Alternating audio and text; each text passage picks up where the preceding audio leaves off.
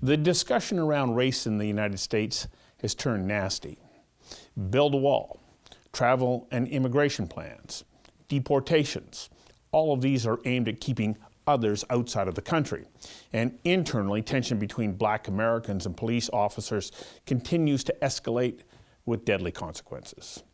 Latinos and Muslims are subject to one verbal or legal attack after another.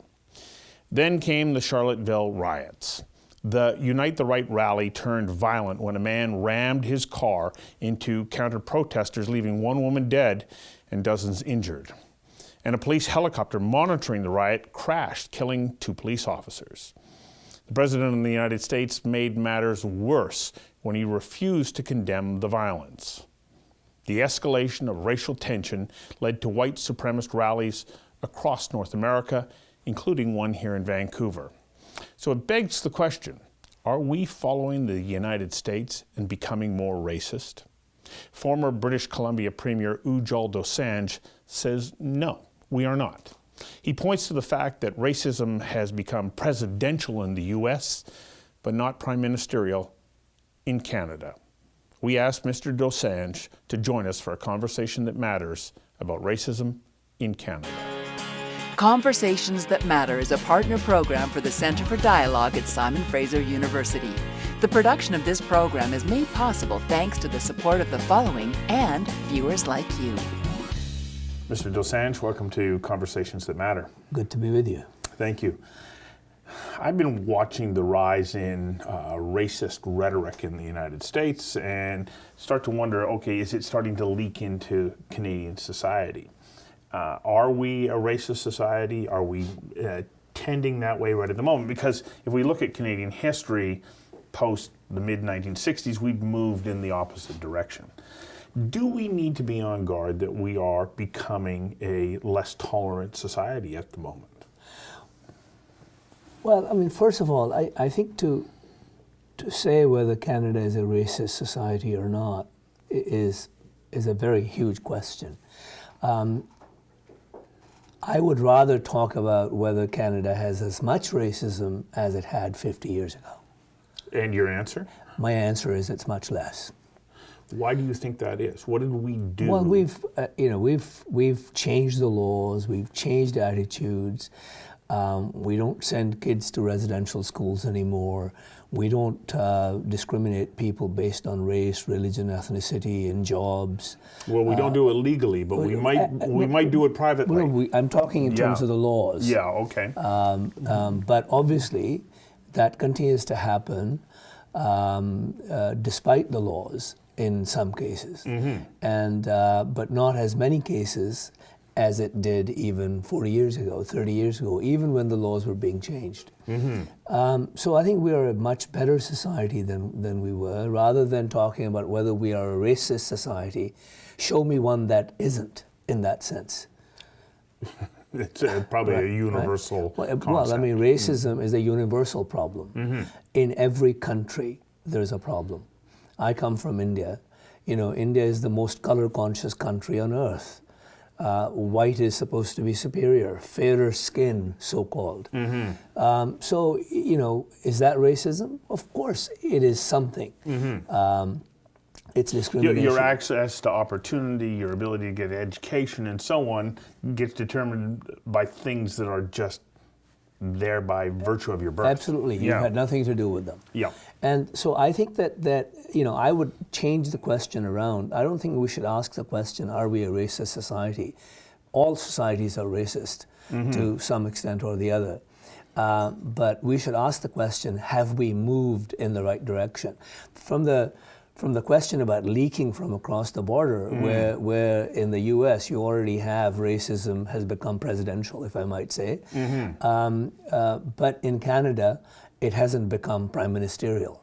No. We're lucky. In fact, it's the opposite. Our prime minister stands up on these issues and does so fairly regularly and vocally. Right. He has a very inclusive view of life. So I think that we as a society, I think in a sense he represents the difference between us and the U.S. Whereas in the U.S., the presidential race was for Mr. Trump. It was all about race, whether it was the Muslims, whether it was the blacks, whatever. It was all about race. He didn't say it so explicitly, but he said it otherwise explicit. Racism, bigotry, prejudice, these things exist. What is our best approach, though, when we are confronted with that? When I see that, I go, okay, what do I do? How do I address this? Well, I think that the best way to address it is to remain open to the other point of view. And what happens is sometimes we try and shout each other down rather than talk to each other. You're always going to have racists to contend with, just as you're going to have left-wingers and right-wingers in politics. You're always going to have people who are fairer towards each other and just, and the people who aren't, for many different reasons, including being racists. But usually that kind of behavior exhibits itself in a moment when you're saying, well, I don't have the opportunity to sit down and have a conversation with you about this right now, where we can say, if I take a look at your genome and my genome, we know that they're 99.99998% exactly the same. So let's, rather than worry about our insignificant differences, let's embrace our common humanity. I generally don't have that, especially when I encounter somebody who's going to say, "Well, I don't get that," or "I don't see life that way." Well, I think partly it's because our inclusiveness actually stops at the skin. It's skin deep. Some of us say, like, if I'm brown and you're white, and I say to you, "You don't understand anything about being brown. You can't even talk to me about racism. You don't know what racism is." When we come to that, then we stop talking to each other. And that, in fact, is a challenge that we pride ourselves on democracy and freedom of expression, but we don't allow each other in these fundamental issues the real freedom to be and to express ourselves as freely and frankly as we can. And sometimes that conversation can go into insults and descend into abuse. Obviously, there's a place when we need to stop. But before abuse and before haranguing, we should be able to decently and politely talk to each other about the most difficult issues. And racism is a very difficult issue. One of the things I am concerned about is that about things like racism that actually touch our consciences, that are deep inside us. Sometimes we don't even realize we're not actually prepared to be civil to each other much of the time about that issue. Give me an example. Well, for instance, I was at the rally that Vancouver had, and you had people expressing outrage and genuine disgust over racism, and you also had examples of people shouting other people down and not allowing them to display what they wanted to display. If I have the right to be outraged about something that I dislike, other people have the same right to be outraged, even if the thing they're outraged about is right. Okay. That's called the freedom of expression. Yes. Which is a right that's entrenched in the First Amendment in the United States. It doesn't apply here. But we adhere to that same concept. I'm allowed to tell you how I feel.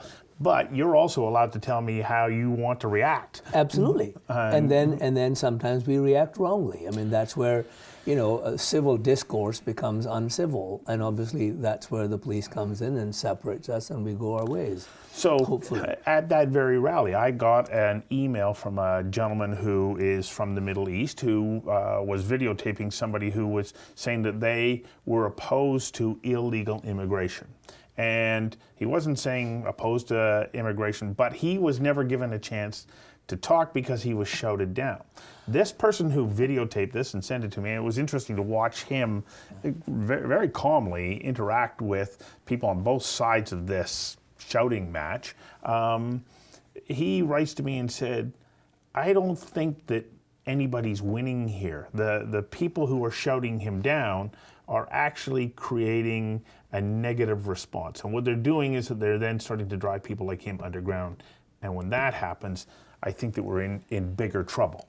Well, I think we're already there, and that incident shows that we're there. If the chap is simply saying, I oppose illegal immigration.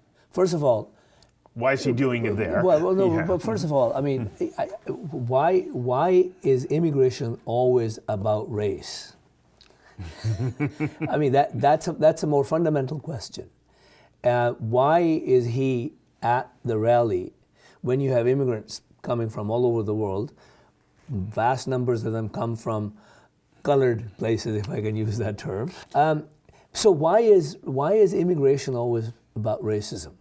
And when you have those two issues, then it's really, that it is the fear some people have developed, whether it's real or imagined, that the whole country is being invaded by people of color from all different cultures and backgrounds, and we're about to lose something that we've had for a long time. And it is that fear, and not necessarily rationality, that might bring some people to that kind of a rally against racism about what kind of immigration they like. The events that have really moved me in my life were a combination of interesting things. I had the pleasure of watching Bill Clinton give a presentation here in Vancouver shortly after his presidency had come to its end. And he was talking about the fact that we live in an interconnected world. And we can't deny that. And that we have to embrace our common humanity and set aside our insignificant differences. And I there's a part of me that goes, that is my philosophy. It really is. And then I watched the election of Barack Obama in the United States, and I thought, my gosh, look at how far we've come. Isn't this a fantastic world that I'm living in? And all of a sudden, here we are, 8-9 years later, and it's as though it's been an about face. And it causes me concern. And so I say, how then do we address this? That we can keep moving forward to, as Mr. Clinton put, embrace our common humanity. Yeah, but you have to understand Obama or any changes that happen in Canada in the context they happen. Obama happened, and the moment he was elected, you had the rise of the Tea Party. Well, the Tea Party was rising anyways, within the Republican Party before Obama. But you had people within the next month or so standing up and saying, we want our country back. I'd never heard that right after a presidential election. That a large group of people would stand up and say, we want our country back, as if Obama had stolen the country.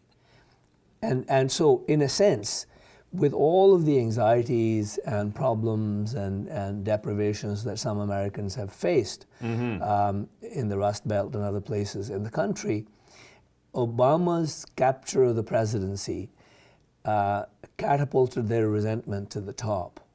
And that is what Trump rode into the presidency. Yeah, he seemed to get that over everybody else. Absolutely, because he tapped into it. And, he obviously becomes a typical racist American in the way he talks. Well, he's still doing it. Well, he's thrown a nuclear bomb into the NFL. What is the downside of shouting down people and shaming them if they express their concern about somebody else?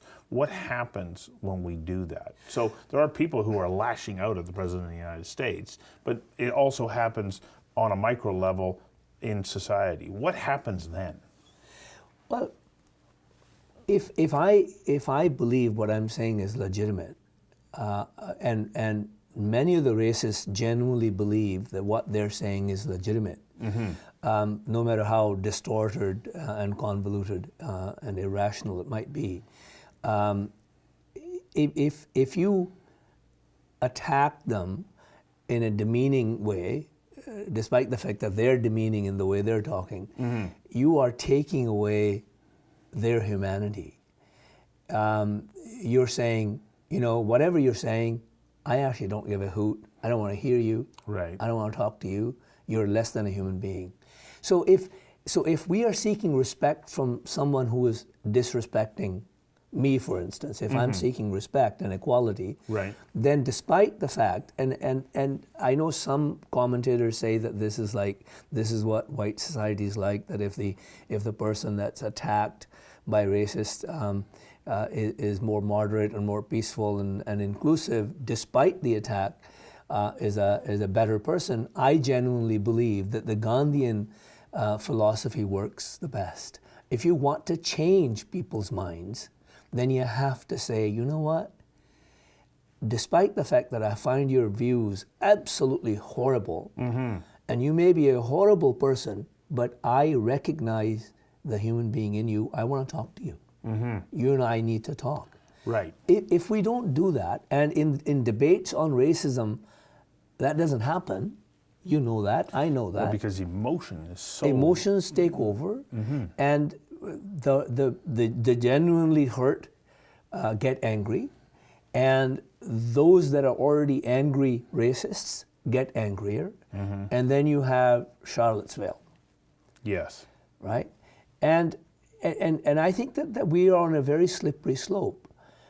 We need public leaders in politics and in other places to actually begin to say what democracy is, what freedom of expression is, what peaceful coexistence is, what living with differences means. Diversity is a strength, but diversity also means that there are going to be some racists who are going to remain racists.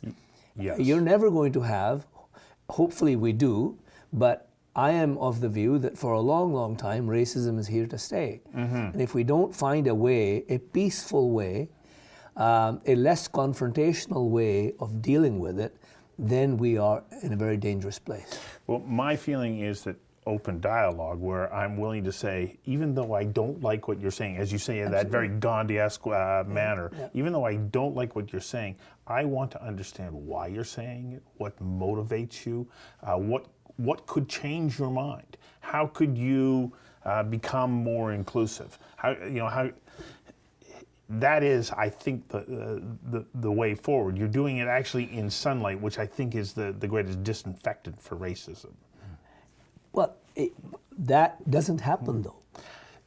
For 10,000 reasons, and that's, I think, what makes it difficult. It didn't happen at the rally in Vancouver. Yeah. Obviously, rally was well-meaning, and that demonstrator that you're talking about illegal immigrants was well-meaning, but that dialogue didn't happen.